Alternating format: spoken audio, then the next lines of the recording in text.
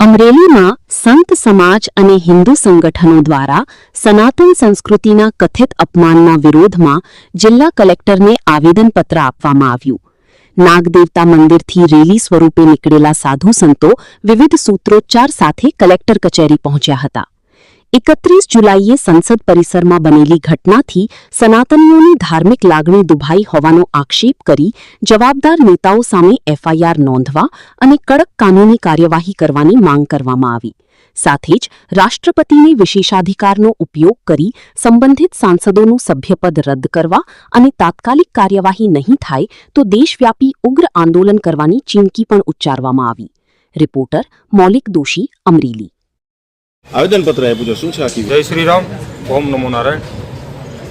આમ તો આપ બધાને ખ્યાલ હશે, ભારતની સર્વ જનતાને ખ્યાલ છે કે તાજેતરમાં સાંસદ ભવનમાં એક નાટ્ય કરવામાં આવ્યું. આમ તો જો કે એ બધા નાટક કરવામાં જ હોશિયાર છે, એણે કોઈ દી જીવનમાં કોઈ દી કામ કર્યું નથી. પણ સનાતનને બદનામ કઈ રીતના કરવું, સનાતનીઓના ભાગ કઈ રીતના પડે ને ભારતના ભાગ કઈ રીતના પડે, આવા જ કૃત્યો અવરનવર કરતા હોય છે. એ અંતર્ગત એક નાટક કર્યું હતું ને નાટકમાં એણે ભગવા કપડાં વસ્ત્ર ધારણ કર્યા છે. પણ એને ખબર નથી કે ભગવા વસ્ત્ર એ વીરતાના છે. ભગવા વસ્ત્રો કોણ ધારણ કરી શકે, એના સંસ્કૃતિમાં એ લોકો કોઈ દી ગયા નથી.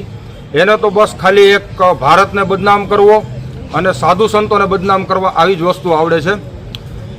ભારતમાં ભગવા વસ્ત્ર ધારણ કરતા જેણે પોતાનું જીવન સમગ્ર દેશને, રાષ્ટ્રને, ગૌમાતાને, સાધુ સંતોને અને ધર્મની જગ્યાઓને જેને જાગૃત કરવા માટે પોતાનું જીવન જેણે ત્યાગ કરી દીધું છે, એને ભગવા વસ્ત્ર પહેરવાનો અધિકાર હોય છે. તો આવા વ્યક્તિએ એક નાટ્ય રૂપાંતર કરી અને ભારતની સમગ્ર હિન્દુ સંસ્કૃતિ અને ભારત દેશના 100 કરોડ હિન્દુઓની લાગણી ડૂબાવી છે. એટલે અમારી બધાની સંતોની માંગ છે કે એને કડકમાં કડક સજા મળે અને અત્યારે એને સાંસદ પદેથી પણ એ રાજીનામું આપે અને સજાની જોગવાઈ જે થતી હોય કડકમાં કડક એ થાય.